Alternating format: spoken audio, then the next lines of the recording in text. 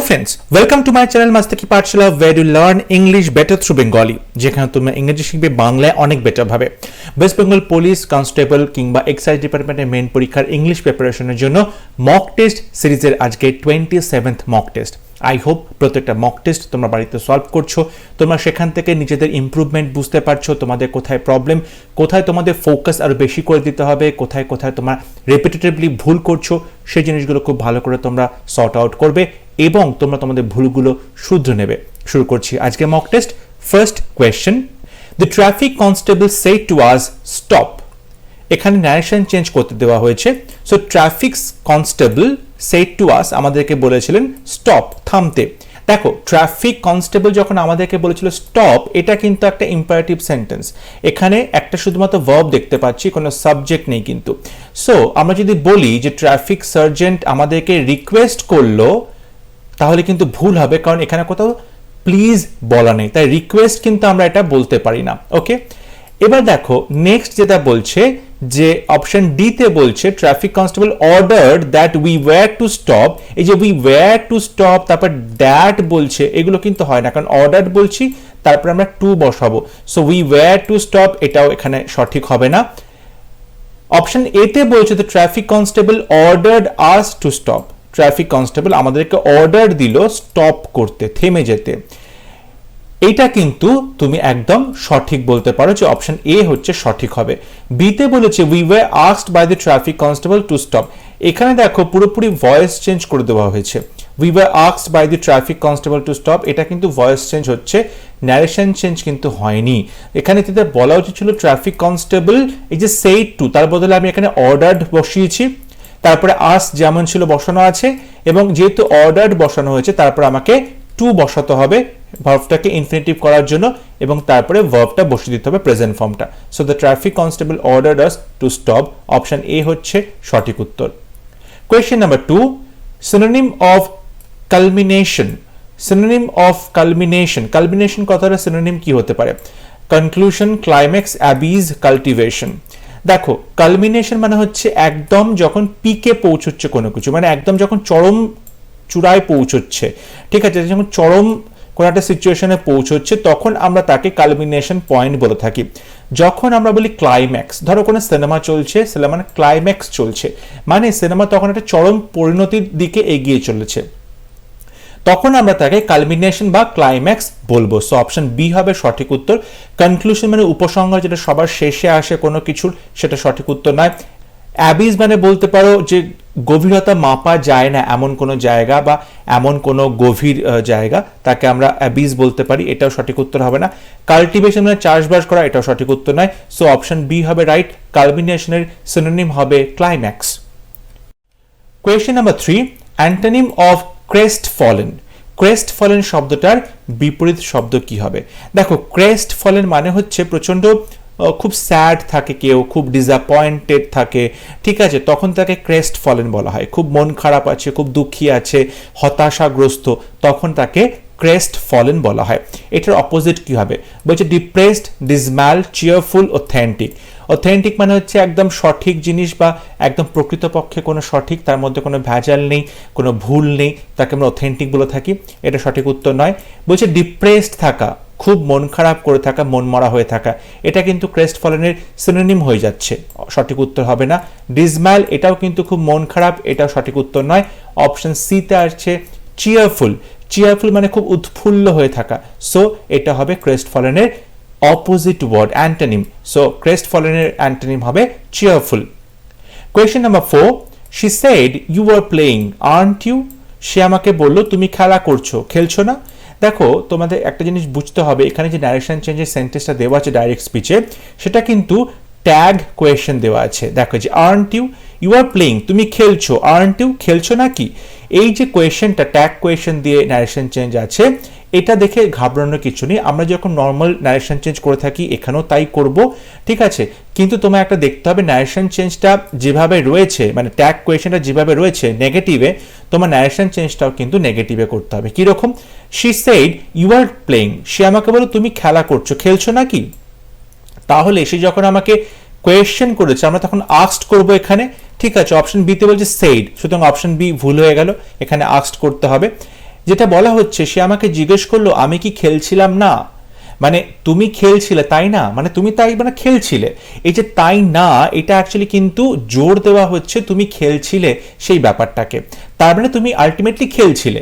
যখন সে আমাকে প্রশ্ন করবে কিভাবে করবে, তুমি কি খেলছিলে না, এখানে কিন্তু না চলে আসলো, নেগেটিভ চলে আসলো, এটা তোমাকে বুঝতে হবে। এখানে ট্যাগ কোয়েশনটা নেগেটিভে আছে, তাই জন্য ন্যারেশন চেঞ্জটাও নেগেটিভে করতে হবে এখানে। তাহলে সঠিক উত্তর কি হবে, শি আস্কড মি, যেহেতু কোয়েশ্চেন করেছিল আস্কড মি। এবার এটা কি question, yes no question, you are playing, তুমি খেলা করছো, হ্যাঁ কিংবা নাতে উত্তর হবে। সো তুমি এখানে ইফ বসাবে, যদি এটা WH শব্দ থাকো, WH কোয়েশ্চেন হতো তখন WH ওয়ার্ডটা বসানো হতো। So she asked me if, তারপরে ইউ আর, ইউ মানে কি আমাকে জিজ্ঞেস করছে, সো আই ওয়াজ, এবার সে নট, যেহেতু নেগেটিভ সেন্টেন্স করতে হবে, আই ওয়াজ নট প্লেইং, সে আমাকে জিজ্ঞেস করলো আমি কি খেলছিলাম কিনা বা আমি কি খেলছিলাম না। সো অপশন এ হবে সঠিক উত্তর। অপশন সি তে দেখো আই ওয়াজ প্লেইং, সে আমাকে জিজ্ঞেস করলো আমি খেলছিলাম কিনা, এখানে কিন্তু না আছে, নাটা নেই, সরি। সো অপশন সি ভুল হচ্ছে। অপশন ডি তে বলছে she asked you if you were not playing. দেখো এখানে ইউটা তো হবে না, কারণ এখানে আই বলতে হবে, সে জিজ্ঞেস করলো যে আমি খেলছিলাম কিনা, ধরে নিতে হবে। সো এখানে ইউটা কিন্তু থাকছে না, সাবজেক্টটা এখানে প্রোনাউন চেঞ্জ হয়ে আই হওয়া উচিত ছিল, তাই অপশন ডিটাও ভুল হচ্ছে। অপশন এ হবে সঠিক উত্তর, she asked me if I was not playing, সে আমাকে জিজ্ঞেস করলো আমি খেলছিলাম কি না, ওকে, আমি খেলছিলাম না কিনা। সো এরকম ভাবে কিন্তু ট্যাগ কোয়েশ্চেন থাকলে তার ন্যারেশন চেঞ্জ তোমায় করতে হবে। Question number 5, she has a great liking dash sweets। এই যে she has a great liking, তার খুব ভালো লাগার বিষয় হচ্ছে সুইটস, মানে সুইটসের প্রতি, মিষ্টির প্রতি তার একটা প্রচন্ড লাইকিংস আছে, পছন্দ বা ভালো লাগা আছে। কোন প্রেপোজিশন বসাবো, টু, ফর, উইথ, ইন।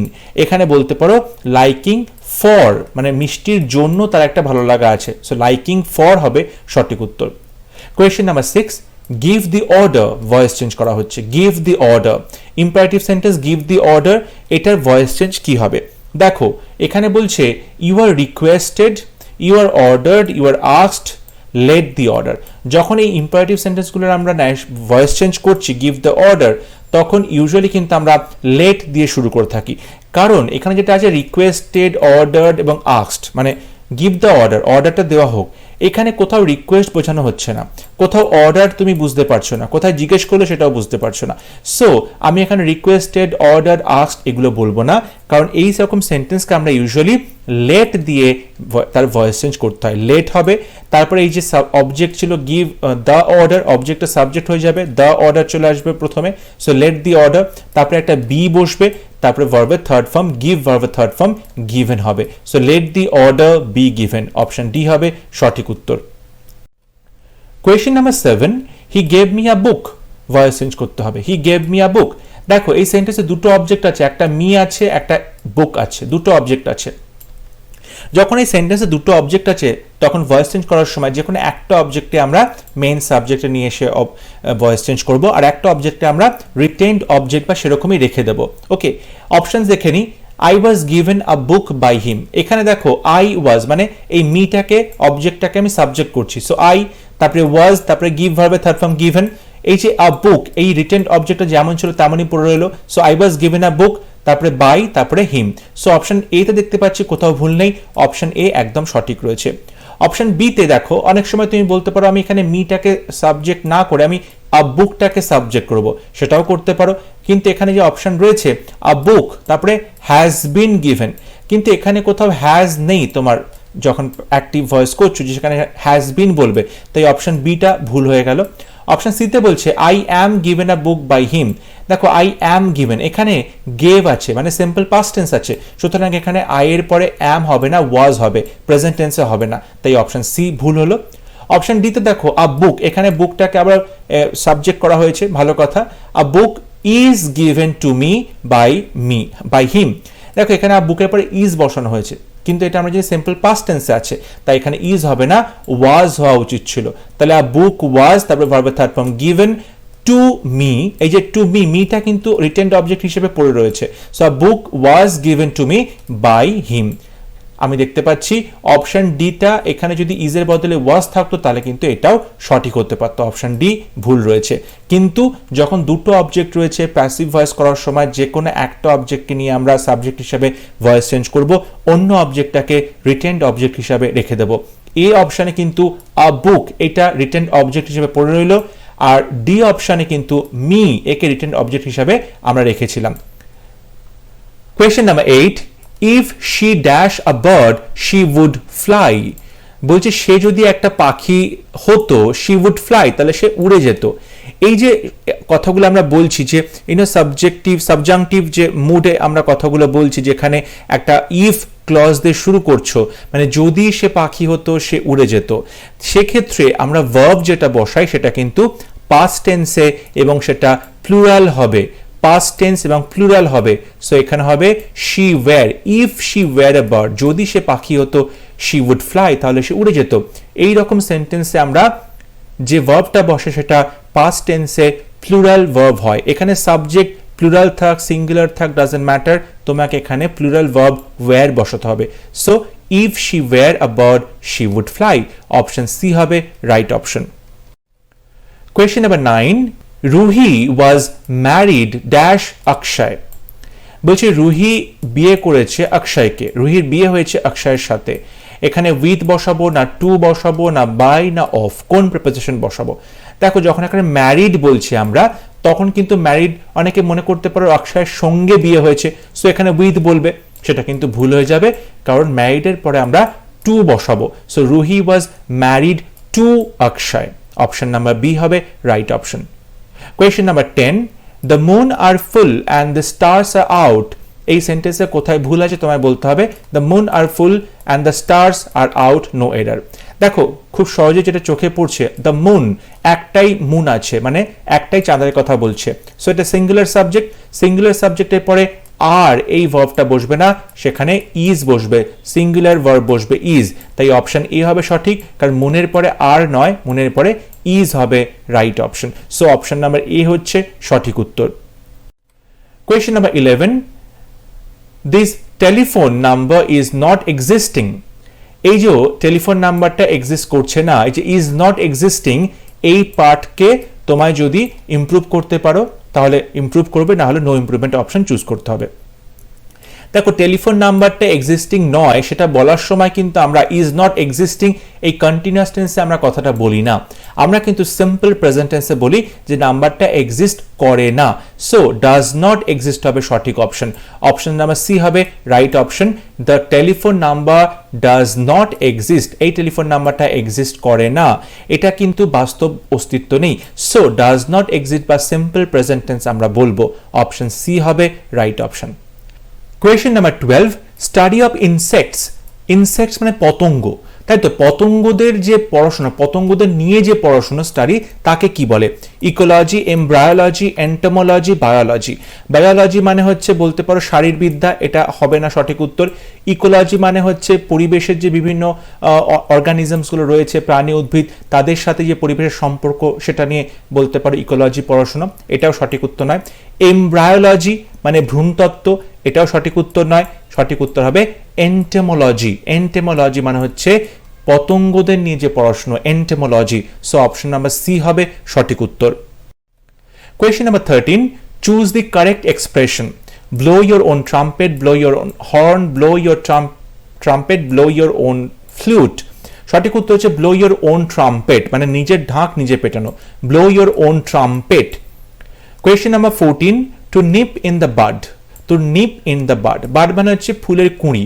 তো ফুলের কুঁড়ি অবস্থাতে যখন থাকে তখনই তাকে ধ্বংস করে দিতে বলা হচ্ছে, নষ্ট করে দিতে বলা হচ্ছে। এটার মানে কি হবে? To stop something at the start, to trim the flowers, to pluck the flowers, to steal from. সঠিক উত্তর হবে option A, to stop something at the start, শুরুতেই কোনো কিছুকে থামিয়ে দেওয়া, কোনো কিছু বন্ধ করে দেওয়া। যখন বলা হয় অঙ্কুরেই বিনাশ করে দাও, মানে to nip in the bud, তার মানে শুরুতেই কোনো কিছুকে স্টপ করে দেওয়া, সেটাকে বাড়তে না দেওয়া। সো অপশন নাম্বার এ হবে সঠিক উত্তর। Question number 15, choose wrongly spelled word. ভুল বানান তোমাকে চুজ করতে হবে। Expansion, patronage, constitute, precipitate. এখানে এক্সপ্যানশন সঠিক আছে, এটা সঠিক উত্তর হবে না।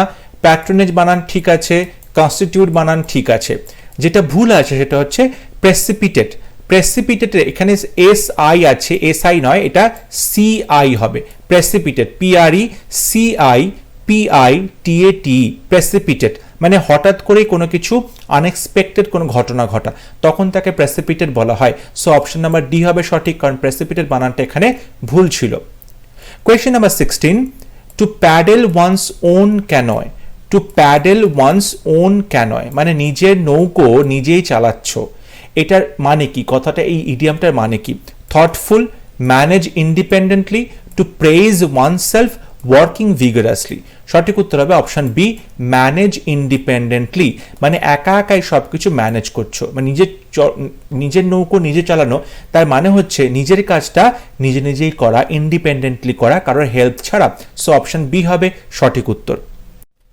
Question number 17, doing something according to one's own free will মানে কেউ নিজের স্বাধীন ইচ্ছে দ্বারা প্রভাবিত হয়ে কোনো কাজ করছে, মানে নিজের মনের ইচ্ছেতেই সে কোনো কাজ করছে, তখন তাকে কি বলা হয়?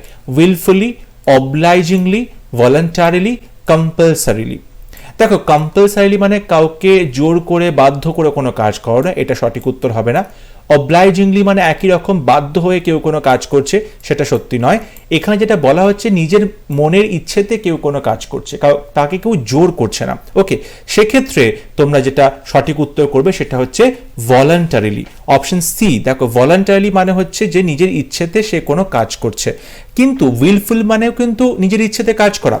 কিন্তু একটা ডিফারেন্স আছে, সেটা হচ্ছে যে তুমি তো ডেলিভারিটলি কাজ করছো, কিন্তু তুমি যে কাজটা করছো তুমি জানো সেটা রং, ভুল কাজ করছো, বাট তারপরেও কাজটা করছো, তখন আমরা কিন্তু উইলফুলি বলে থাকি, সেটা সঠিক উত্তর হবে না। ভলান্টারিলি মানে হচ্ছে নিজের ইচ্ছেতে, নিজের স্বাধীন ইচ্ছেতেই তুমি কাজটা করছো এবং সেখানে কোনো ভুল নেই। সো অপশন সি হবে সঠিক উত্তর। Question number 18, synonym of crafty. Crafty কথাটার সিনোনিম কি হবে? Evil, cunning, unkind, infamous. Infamous মানে বিখ্যাত নয়, সঠিক উত্তর নয়। আনকাইন্ড মানে দয়ালু নয়, সঠিক উত্তর নয়। ইভিল মানে শয়তান, সঠিক উত্তর নয়।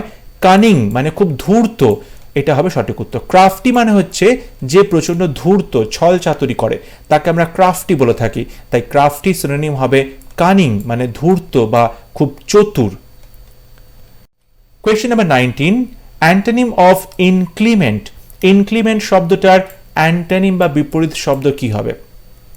দেখো, ইনক্লিমেন্ট মানে হচ্ছে যখন কোনো কিছু খুব বাজে সিচুয়েশনে থাকে, ধরো ওয়েদার প্রচন্ড ঠান্ডা পড়েছে, ইনক্লিমেন্ট ওয়েদার। প্রচন্ড বৃষ্টি হচ্ছে, ইনক্লিমেন্ট ওয়েদার।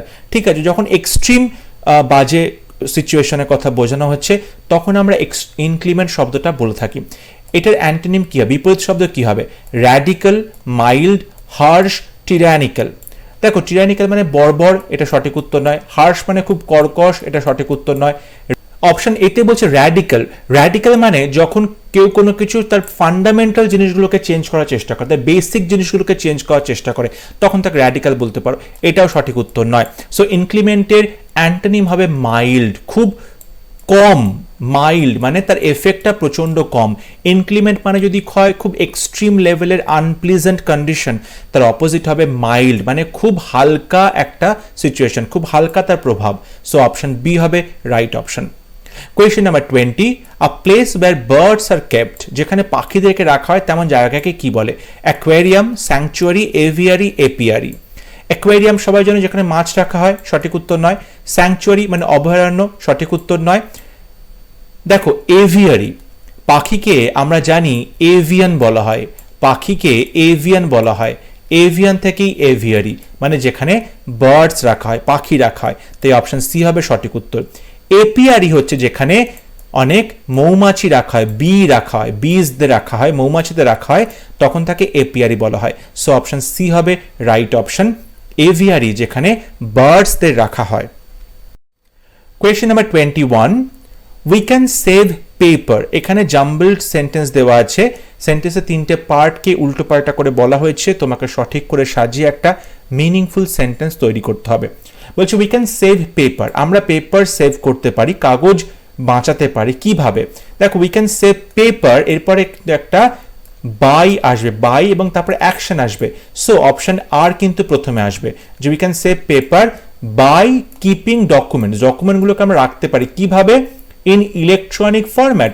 ডকুমেন্টসগুলোকে আমরা ইলেকট্রনিক ফরম্যাটে রাখছি, যেখানে তোমাকে খাতা কলমে লেখার দরকার হচ্ছে না, ঠিক আছে, বা তুমি বলতে পারো যে খাতায় পেজ নষ্ট করার দরকার পড়ছে না, সেগুলোকে আমরা ফোনে, কম্পিউটারে, ইমেলে তেমনভাবে রেখে দিতে পারি। সো বাই কিপিং ডকুমেন্টস এটা প্রথমে আসলো, তারপর ইন ইলেকট্রনিক ফরম্যাট এটা আসলো, এবং তারপরে and by not printing emails, এবং তারপরে কিন্তু ইমেলগুলোকে আমরা প্রিন্ট আউট করার দরকার নেই। প্রিন্ট আউট করতে গেলে তো সেই কাগজের দরকার হবে। সো কাগজ আমরা কি করে বাঁচাতে পারি? We can say paper by keeping documents in electronic format and by not printing materials. তাই সঠিক উত্তর হবে RPQ option D. Question number 22, choose correctly spelled word. সঠিক বানান তোমাকে বলতে হবে। Millionaire, millionaire, millionaire, millionaire. সঠিক উত্তর হবে option D, millionaire. MILLIONAIRE, millionaire. সঠিক উত্তর হবে option D. Question number 23, his bungalow went through a make dash. তার বাংলোটা ওপর দিয়ে কি করা হয়েছে? Make dash. তার বাংলোটাকে আবার নতুন করে সাজানো হয়েছে। সো তাকে আমরা বলে থাকি মেক ওভার। মেক ওভার মানে যখন কোনো কিছু নতুন করে সাজানো হয়েছে তখন তাকে আমরা মেক ওভার বলে থাকি। সো অপশন সি হবে সঠিক উত্তর। Question number 24, if someone says I beg your pardon, he or she is asking for. যখন কেউ কাউকে বলছে I beg your pardon, আমি আপনার ক্ষমা চাইছি, তখন সে অ্যাকচুয়ালি কি জিজ্ঞেস করছে? she is asking for a chance, একটা সুযোগ চাইছে, an apology, ক্ষমা চাইছে, an advice, উপদেশ চাইছে, a favor, কারো কাছ থেকে সুবিধে নিচ্ছে। দেখো I beg your pardon যখন বলা হয় তখন কিন্তু অ্যাপোলজি বা ক্ষমা চাওয়া হয়, আমাকে ক্ষমা করবেন। সো অপশন বি হবে সঠিক উত্তর। Question number 25, I shall go where my friend lives. The underlined clause is an example of. দেখো বলছে আমি সেখানেই যাব where my friends live, যেখানে আমার বন্ধুরা থাকে। এই যে where my friend lives, এই যে ক্লজটা রয়েছে সেই ক্লজটা কিসের উদাহরণ? Noun clause, adjective clause, adverb clause, none of this. দেখো এখানে কি করে বুঝবো কি clause? I shall go where my friend lives, আমি সেখানেই যাব যেখানে আমার বন্ধুরা থাকে। এই যে যেখানে আমার বন্ধুরা থাকে এই ক্লজটা কাকে সিগনিফাই করছে? আমাকে, না আমি যাব যেখানে? অবশ্যই আমি যাব। এই যে গো, এই ভার্বটাকে কিন্তু আরো বেশি করে মডিফাই করছে এই ক্লজটা। তাহলে ভার্বের সম্পর্কে যে কথা বলে তাকে আমরা কি বলি? তাকে আমরা অ্যাডভার্ব বলে থাকি। ভার্ব কিংবা অ্যাডভার্বের সম্পর্কে যে কথা বলে, এক্সট্রা ইনফরমেশন দেয়, তাকে আমরা অ্যাডভার্ব বলে থাকি। তাহলে এখানে যাওয়ার সম্পর্কে কথা বলছে, সুতরাং একে আমরা অ্যাডভার্ব ক্লজ বলবো। I shall go where my friend lives, আমি যাব সেখানে যেখানে আমার বন্ধুরা থাকে। এই যে যাওয়া, এই বিষয়টাকে কিন্তু এখানে হাইলাইট করা হচ্ছে, তাই জন্য এই ভার্বটাকে হাইলাইট করা হচ্ছে। ভার্বটাকে সিগনিফাই করছে যে ক্লজটা, তাকে আমরা অ্যাডভার্ব ক্লজ বলবো। এরপরে 26 থেকে 30 পর্যন্ত ক্লোজ টেস্ট আছে। প্যারাগ্রাফটা তোমাকে পড়তে হবে, প্রত্যেকটা সেন্টেন্স কনটেক্সট বুঝে অপশন থেকে সঠিক উত্তর বেছে নিতে হবে। Darkness dash began to dash on all side. Darkness মানে অন্ধকার, ড্যাশ বিগ্যান, অন্ধকার শুরু হলো। অন্ধকার কি হতে শুরু, কখন শুরু হয়েছিল? ইনসিডেন্টালি, ঘটনাচক্রে, গ্র্যাজুয়ালি, ধীরে ধীরে, ইনিশিয়ালি, প্রথমের দিকে, প্রুডেন্সিয়ালি মানে প্রচন্ড বুঝে শুনে যত্ন করে। মানে ডার্কনেসটা ছড়িয়ে পড়ছে, বিগ্যান টু ড্যাশ ছড়িয়ে পড়ছে চারদিকে। কিভাবে ডার্কনেসটা ছড়াতে পারে? ডার্কনেসটা কিন্তু গ্র্যাজুয়ালি ছড়াচ্ছে, ধীরে ধীরে, ধীরে ধীরে, আস্তে আস্তে ডার্কনেসটা ছড়িয়ে পড়ছে। এরপরে তাহলে আমরা দেখতে পেলাম যে অপশন নাম্বার যেটা 26 আছে, সরি এখানে 26 হবে, এখানে 1 হবে না, 26 হবে, সরি 26 হবে, 27, এখানে 28 বসবে, এখানে 29 বসবে। আমি এক্সট্রিমলি সরি, নাম্বারিংগুলো একটু ভুল হয়ে গেছে। এখানে 30 বসবে, ওকে 30 নাম্বারটা বসবে।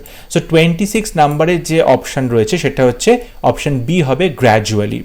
তাহলে ডার্কনেসটা কি করলো? ডার্কনেস গ্র্যাজুয়ালি বিগ্যান টু, ধীরে ধীরে ডার্কনেসটা কি করলো? অন অল সাইড, সমস্ত দিকে, সমস্ত দিকে কি করবে? ডার্কনেসটা ছড়িয়ে যাবে। অপশন দেখো 27-এ বলছে ডিসেন্ড, কন্ডিসেন্ড, অ্যাসেন্ড, ট্রান্সেন্ড। দেখো ট্রান্সেন্ড মানে হচ্ছে কোনো কিছুকে ছাপিয়ে যাওয়া, কোনো কিছুকে সারপাস করে যাওয়া, ছাপিয়ে যাওয়া, এটা সঠিক উত্তর হবে না।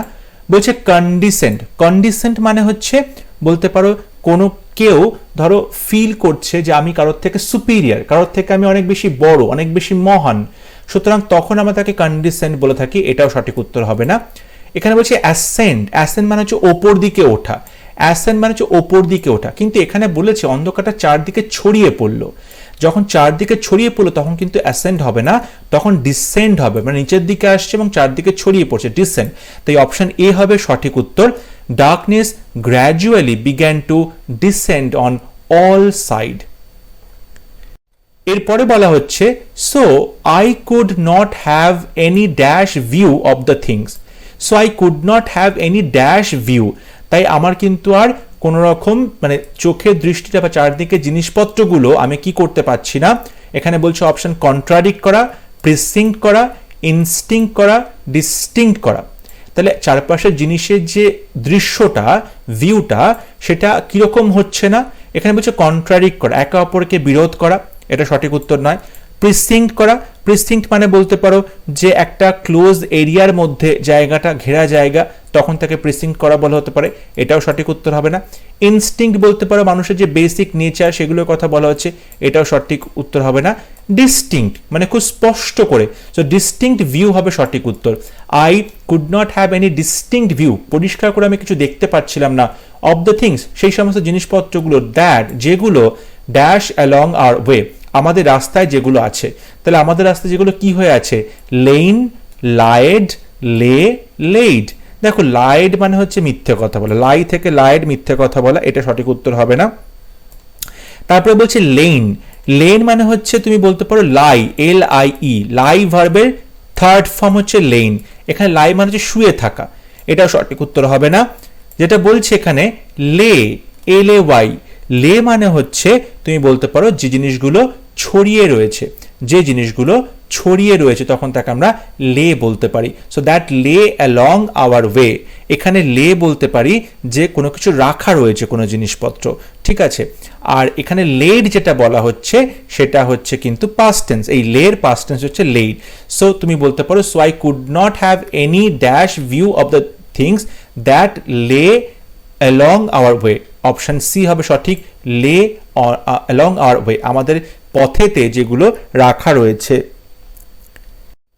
এবং শেষে বলা হচ্ছে our train stopped at two important stations before we dash our home town, আমাদের ট্রেনটা দুটো স্টেশনে দাঁড়িয়ে পড়লো, খুব গুরুত্বপূর্ণ দুটো স্টেশনে দাঁড়ালো, before we dash our home, যখন আমরা আমাদের বাড়িতে পৌঁছলাম তার আগে, মানে আমাদের বাড়িতে পৌঁছানোর আগে ট্রেনটা দুবার দাঁড়িয়েছিল।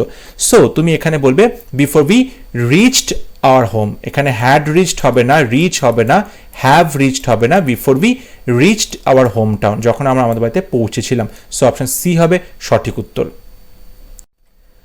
আই হোপ আজকে ক্লাস তোমাদের ভালো লেগেছে, প্রত্যেকটা প্রশ্নে এক্সপ্লেনেশন বুঝতে পেরেছো এবং তোমরা অবশ্যই তোমাদের স্কোর আমার সাথে শেয়ার করবে, কমেন্ট বক্সে লিখে জানাবে তোমরা কত স্কোর করলে এই মক টেস্ট কেমন লাগছে তার ফিডব্যাক তোমরা অবশ্যই দিতে ভুলবে না। যদি ভিডিও ভালো লেগে থাকে ভিডিওটি লাইক করবে, শেয়ার করবে, don't forget to subscribe to my channel. পরবর্তী ক্লাস নিয়ে খুব শীঘ্র দেখা হবে, ততক্ষণ সবাই ভালো থাকবে, সুস্থ থাকবে, থ্যাংক ইউ।